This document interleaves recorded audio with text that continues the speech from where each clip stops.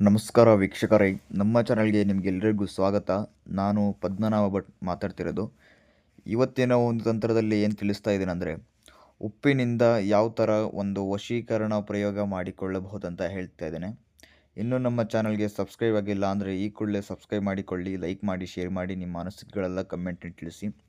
ವೀಕ್ಷಕರೇ, ನಿಮ್ಮ ಜೀವನದಲ್ಲಿ ಯಾವುದೇ ಒಂದು ಕಠಿಣ ಸಮಸ್ಯೆ ಆಗಿರ್ಬೋದು, ಗಂಡ ಹೆಂಡತಿ ಸಮಸ್ಯೆ, ಅತ್ತೆ ಸೊಸೆ ಕಿರಿಕಿರಿ, ವಿದ್ಯಾಭ್ಯಾಸದಲ್ಲಿ ಹಣಕಾಸಿಂದು, ವಶೀಕರಣದ್ದು, ಲವ್ ಪ್ರಾಬ್ಲಮ್ದು, ಯಾವುದೇ ಒಂದು ಕಠಿಣ ಸಮಸ್ಯೆ ಆಗಿರ್ಬೋದು, ಡಿಸ್ಪ್ಲೇನಲ್ಲಿ ನಂಬರ್ ಕಾಣ್ತಿರ್ಬೋದು, ಆ ನಂಬರ್ಗೆ ಕಾಲ್ ಮಾಡಿ ಸಾಕು.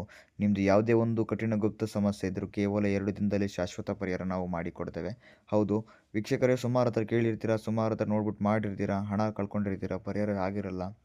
ಡಿಸ್ಪ್ಲೇನಲ್ಲಿ ನಂಬರ್ ಕಾಣ್ತಿರ್ಬೋದು, ಅದಕ್ಕೆ ಕಾಲ್ ಮಾಡಿ ನಿಮ್ಮ ಸಂಪೂರ್ಣವಾಗಿ ಸಮಸ್ಯೆಗೆ ಪರಿಹಾರ ಮಾಡಿಕೊಡ್ತೇವೆ.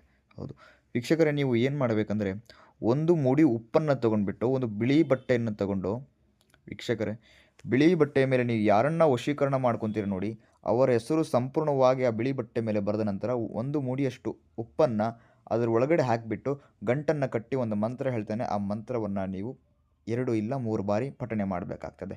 ಆ ಮಂತ್ರ ಏನಪ್ಪ ಅಂದರೆ, ಓಂ ಕ್ಲೀಂ ಕುರು ಕುರು ಕುರು ಕುರು ಸ್ವಹ. ಈ ಒಂದು ಮಂತ್ರವನ್ನು ನೀವು 3 ಇಲ್ಲ 2 ಬಾರಿ ಪಠನೆ ಮಾಡಬೇಕಾಗ್ತದೆ. ಪಠನೆ ಮಾಡಿದ ನಂತರ ಏನು ಮಾಡಬೇಕಂದ್ರೆ, 3 ರಸ್ತೆ ಸೇರೋ ಜಾಗದಲ್ಲಿ ಹೋಗ್ಬಿಟ್ಟು ಇಟ್ಬಿಟ್ಟು ಬನ್ನಿ ಸಾಕು.